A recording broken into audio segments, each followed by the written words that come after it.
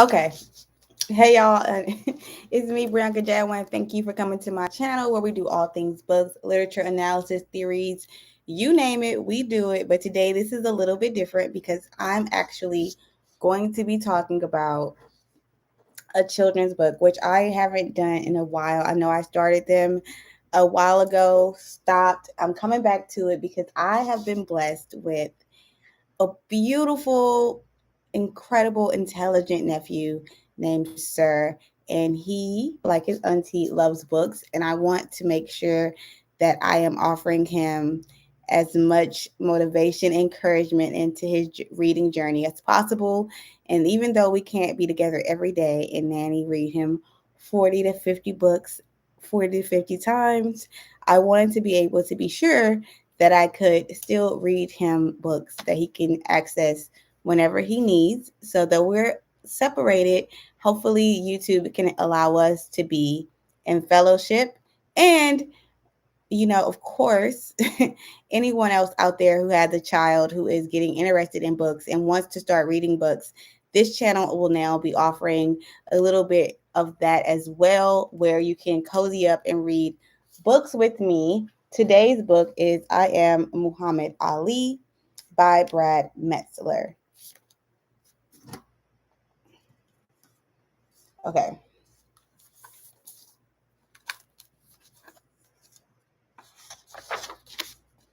so this is page one. I Am Muhammad Ali by Brad Meltzer, illustrated by Christopher Eliopoulos.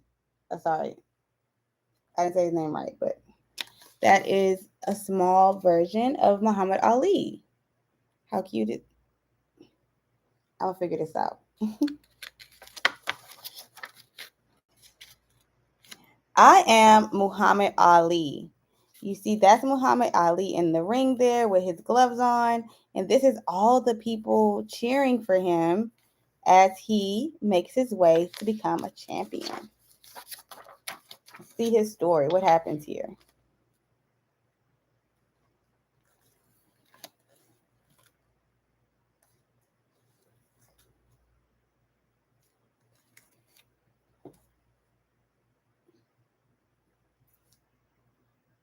From the day I was born, I've been loud and proud. In the hospital, my cries would wake up all the other babies. My parents named me Cassius Clay Jr. It was a name that came from the family who enslaved my great grandfather, John Henry Clay. You'll see why I changed it. As a baby, I could never sit still in my stroller. I stand up to see everything, always looking for adventure. When I was a toddler, I accidentally knocked my mom's tooth loose. Those first syllables I used to say, GG, became my nickname. Though my mom joked it meant golden gloves, my mom was always proud, showing me so much love. She really was the greatest. So you see where he knocked his mom's tooth loose? Amazing, your first big punch. GG, GG.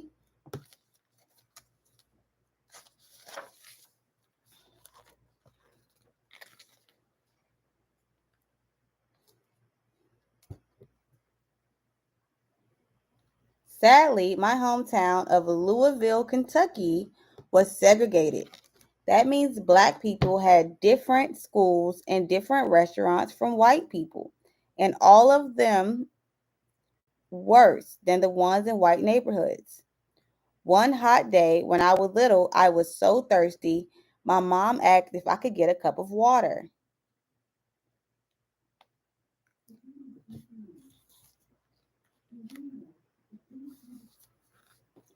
So here, he's asking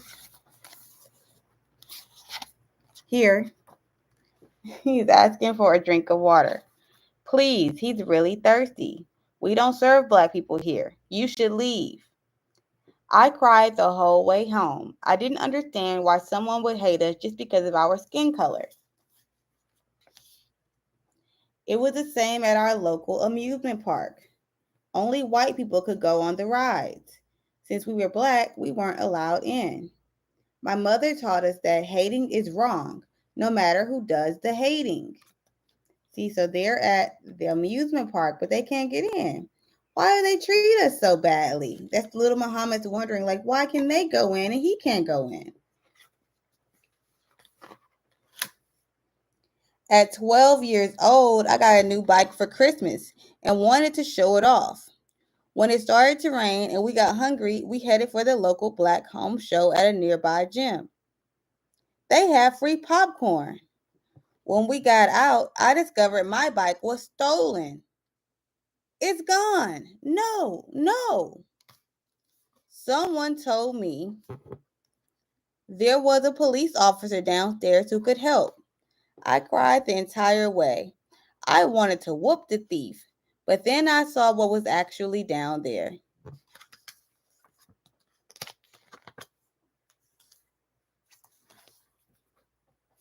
It was a moment I would never forget.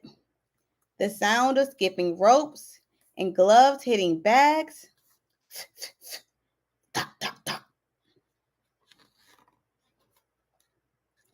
One boy was shadowboxing so fast his hands were a blur. And since both black and white boxers were welcome, the outside world seemed to fade away.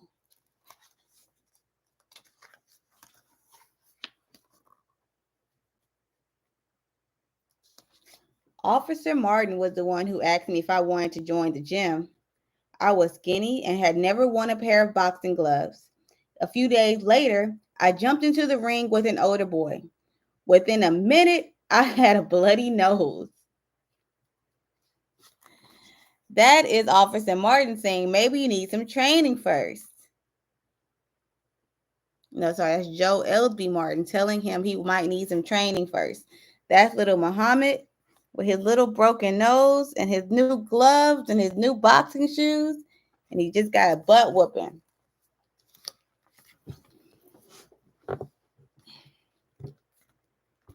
He was right. To go faster, I'd race the bus to school. Officer Martin said I was an ordinary kid, that as a boxer I had to learn a lot. But what made me stand out was my determination. It was impossible to discourage me. What's he doing? They're wondering. Winning, they said. Then we got him here. Again, another round. You sure? I'm sure. So we see Lil Muhammad here tired but won't give up. He just keeps going and going and going. And that's how we have to go at our dreams. We just have to keep going and going and going.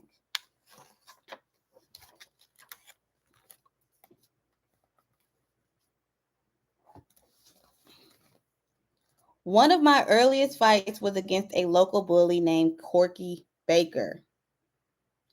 We called him King of the Streets, since if you wanted to walk by him, you'd have to pay a toll.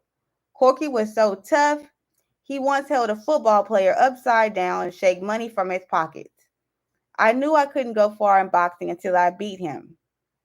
I hear you want to fight me. Not here. He would have destroyed me if I fought him without rules. So I convinced him to come where I'd have the advantage. See little Muhammad getting bullied by Corky?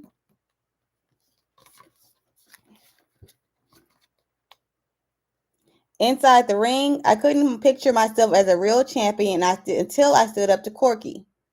You're dead meat, kid. We'll see. Look how much bigger Corky is than Mr. Muhammad. So big. Was I scared? Of course I was. I hope he wouldn't notice my knees shaking. I let him throw a lot of punches to tire him out. Before the second round was over, he ran out of the ring. This ain't fair. Long live the new king. After that, Corky stopped bullying people. He even shook my head and told me I'd go a long way as a fighter. But the most important thing I did that day was face my fears.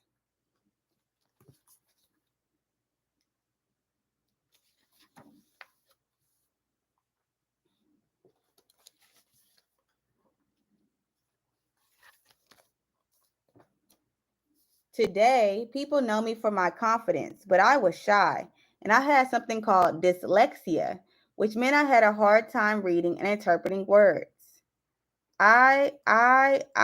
can do it. That's it. Sound it out. Before every big fight, I'd be so nervous I'd throw up. How you doing? Not so good, Muhammad would say from the toilet. When I made it to the Olympics, I was even afraid to fly on a plane. I bought a parachute and wore it the whole way. But my father told me, always confront the things you fear. So when that boxing bell rang, my fears disappeared. In 1960, at 18 years old, I won the gold medal at the Olympics.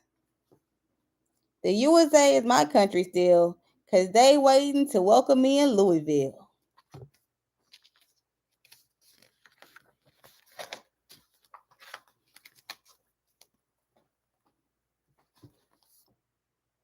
I thought winning the Olympic gold medal would change my life. I wore it everywhere, figuring now they let me eat downtown. I like a cheeseburger and a milkshake. We don't serve black people. But I'm an Olympic champion. I'm sorry, but you have to leave. If this medal doesn't mean equality for all, it doesn't mean anything. America was supposed to be the land of the free, but I wasn't free because of my skin color. I didn't have the same rights as others. What I remember most about this year was taking off my gold medal. The problem wasn't just Louisville. I went to Miami to become a professional fighter. During my morning runs, police would stop me because I was black, calling my gym to verify I was really training there. Stop where you are. I need to see some ID.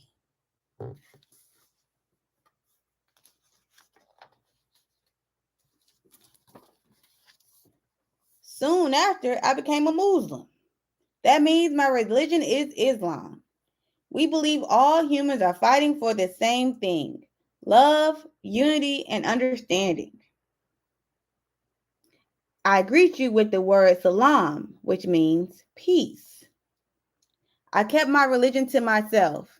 Back then, black athletes weren't supposed to talk about their beliefs. We were supposed to be entertaining and thankful. We were supposed to be quiet. That wasn't my style. I am the greatest. The world's prettiest fighter. The world's strongest fighter. The world's fastest fighter. I am the greatest.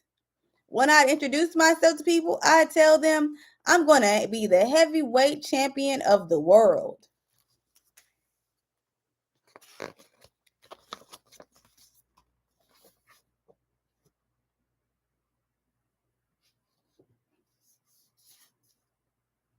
I was the new heavyweight champion. I shook up the world.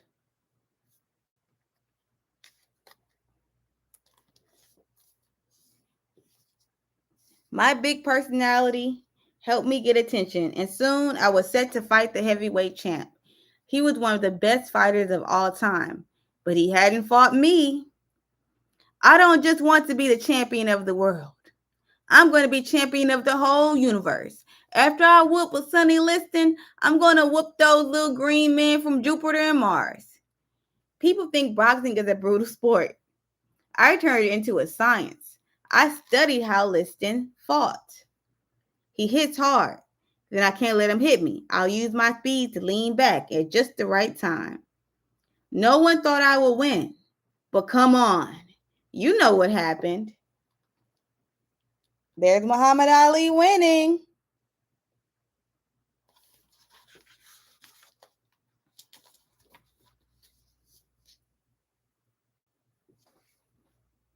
The next day, the press conference, a reporter brought up my religion, asking if I was really Muslim. I told him all I wanted was peace, but I knew he was questioning my beliefs. Right there, I declared my independence. I don't want to have to be what you want me to be. I'm free to be what I want. Sometimes it's hard to stand up for what you believe in, but that's always worth fighting for.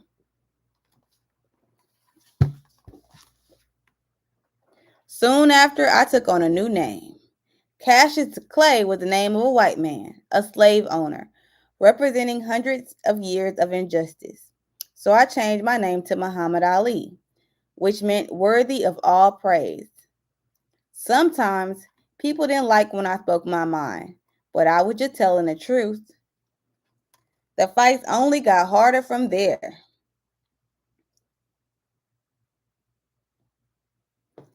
I am America, only I'm the part you won't recognize. Get used to me. Black, confident, and cocky. My name, not yours. My religion, not yours. My goals, my own. I can make it without your approval.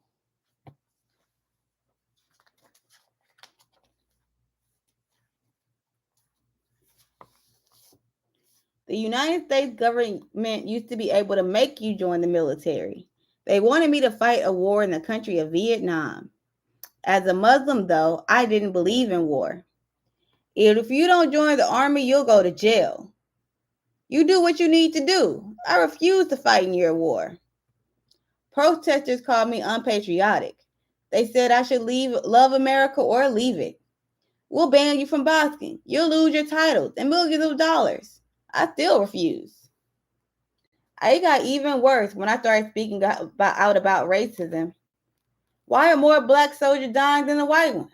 How is it fair to send me thousands of miles away to attack Vietnamese people when black people here can't even eat in a restaurant? He's got a point. For a while, I was the most hated man in America. But in time, instead of protesting against me, people started protesting against the war and for me. All is right. This Ali is right. This war in Vietnam is wrong.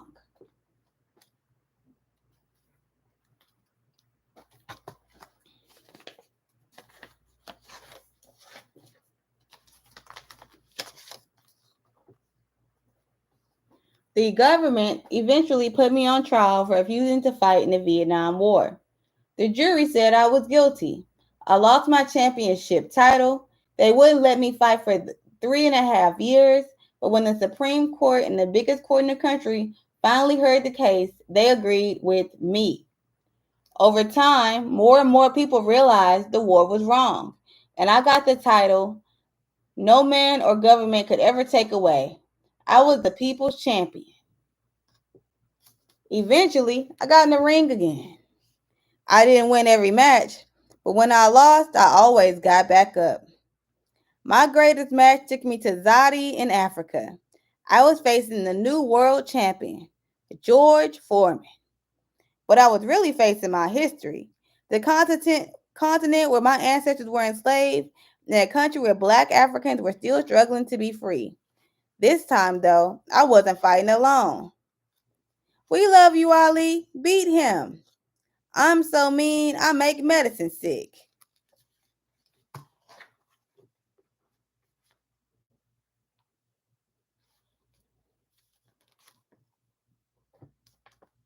The fight was seen by nearly a billion people, the most watched live TV event ever at the time. Stronger and had never lost a fight. Come on, Ali, you can do it all. Go, Ali, Ali, Boom, Ali, Ali, Ali. Once again, heavyweight champion of the world. I knew I wouldn't be able to outpunch him, but as long as I stayed on my feet, I could certainly outlast him. Who do you think won?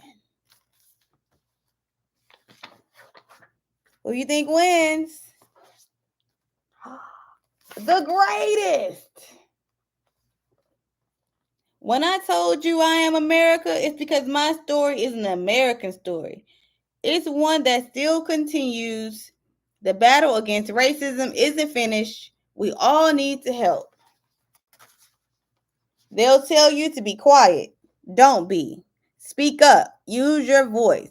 It's the only way we win the fight for justice.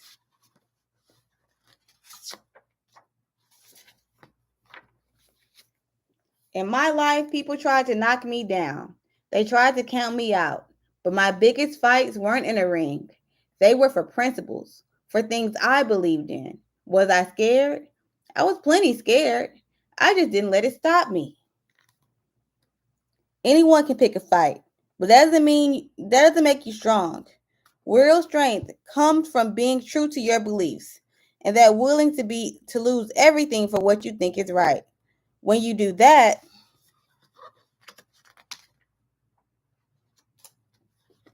you'll truly be the greatest. That's a statue of Mr. Muhammad Ali. See what the people are saying.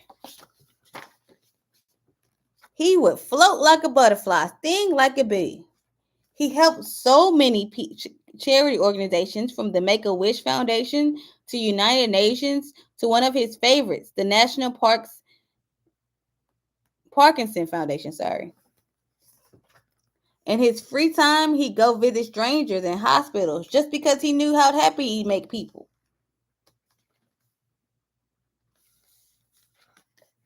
Did you know he was for the inspiration for the movie Rocky? They even made a comic book where he fought Superman, winner of Muhammad Ali Legacy Award. I would like to be remembered as the man who stood up for his beliefs no matter what. And I wouldn't even mind if folks forgot how pretty I was. There goes little Ali. When the world knocks you down, get back up. Keep fighting, even when you want to quit. In those moments, you'll find your strength. Want to be a champion? Here's the secret. It's not about who's stronger. It's about who has the energy, the determination, the sheer will to make their way to victory. I am Muhammad Ali, and I will always fight for what I believe in. And look at all these great athletes that were inspired by Ali. Maybe when you get older, you'll be able to identify some of them on the page.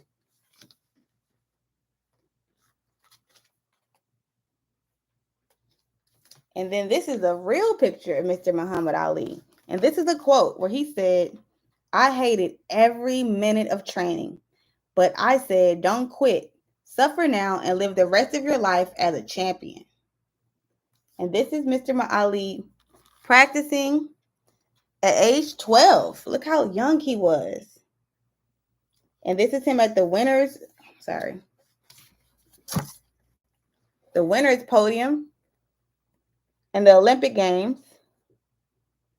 His wife, Lonnie, in 1999,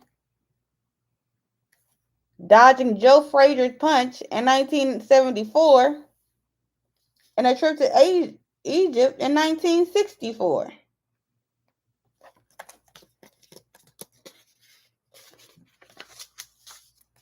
And that is the story. I'm Muhammad Ali. If you like these videos and want more videos like this, make sure to tune into my channel. And another special thank you to my incredible nephew, Sir. I love you so much, and hopefully you enjoy the series.